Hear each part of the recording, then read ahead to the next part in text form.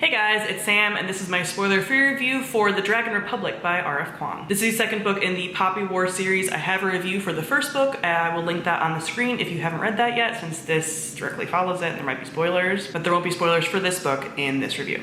This is the second book in the Poppy War series and directly follows the events of the first book. So we have Rin reeling from everything that happened in the first book, all of the events that happened in the war, and Alton dying, and she's basically coping with this with drug abuse. She wants to go after Daji and kill her, and that's her only thing, and any way that she can get that, she's gonna try. She is trying to work with the Pirate Queen, who is an opium smuggler, to do this, but very shortly after she is attempting that, and the Psyche and everything are attempting that, she ends up getting approached by somebody else and asked to join the push for the Republic, where that would allow her to kill the Empress, but would then establish a democratic republic, supposedly. And everything goes from there, with them back on the warpath, trying to conquer areas, and this is essentially an entire war book. So first off, we'll talk about the world building.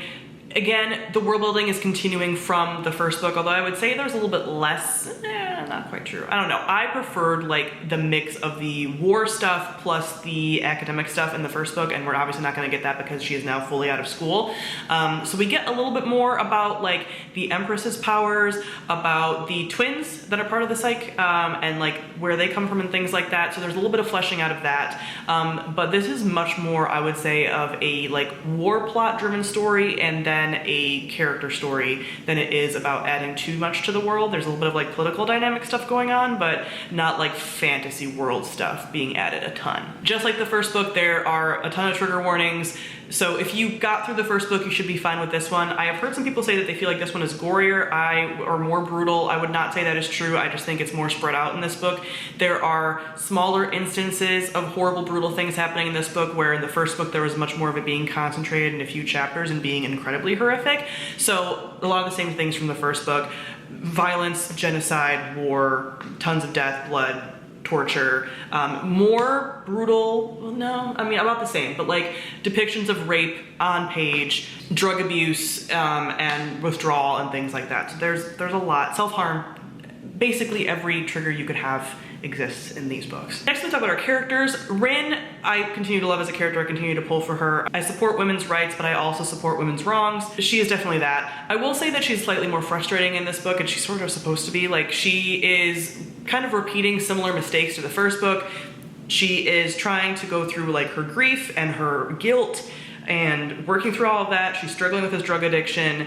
There's a lot of stuff that like you sort of know as the reader is not gonna work out for her, and she still like stumbles into it anyway. So that can be kind of frustrating as a reader to watch, but is intentional. I will say some of the other characters in this book, and I felt this a little bit in the first book, but slightly less, I would say. There's a lot of character relationships that are very important in this book and character interactions. I didn't feel any particular attachment to any of the side characters in this book. And these were characters that a lot of them did carry over from the first book, but in a way that I felt like I should get more attached to them, I almost felt less attached to them. There's also a lot of dynamics where it is said that Rin is like very close to some of these people, loves them even, and it's like, I have not seen that relationship develop to the point that that should be a thing at all. And I'm not even talking about like romantic love, like platonic love, like close dynamics with people. And I just don't see it. So I felt like that was the part that was lacking for me in this book, that I would have expected more fleshing out of some of those character dynamics, and I don't really felt like we got them. I still love Rin, and I still really liked a lot of the characters, but like there were things that probably should have tugged at my heartstrings more, but I felt like because characters were at arm's length for me, I didn't really feel that. What I do like about this series, and I like when any series does this, is there is this element of like, who's like right? There's a little bit that there's definitely some like true villainous characters in here in a way that maybe like the Dave Bot trilogy doesn't have, where you're like, I don't really know who's right and wrong here. This definitely has some people, but there's also some elements of like, wow, like everyone's kind of doing some messed up things, and like even the good guys really aren't good. Like everyone is incredibly morally gray, and I always love that kind of element. Lastly, I'm gonna talk about the plot. Like I mentioned, it's a little bit slow going. It's a lot more of like Rin sort of figuring things out, making a lot of mistakes, going through a lot of grief stuff. So it's much slower, and then it's a lot of just like wartime maneuvering and things like that. So it's much more of like a entirely war-focused book and political maneuvering. So at times it was like a little slow, but I was never not interested. I still think RF Kuang's writing is amazing, and I still always wanted to pick it up, and I could read very large chunks of it. just again, some of the character stuff a little bit at a distance. So overall, I gave this 4 out of 5 stars. I still really enjoy it, but I didn't love it as much as the first book, and I think I'm gonna love the last book from what this set up more. Equal to the Poppy War, maybe more, who knows? So we will see. But 4 out of 5 stars. I am gonna do a spoilery gush about this, kind of talking about some of my thoughts about some of the things that happen for those of you that are interested and have read it, so I'll link that on the screen. Comment down below, let me know what you thought of this book. Thank you all for watching, I'll see all of you guys soon. Bye.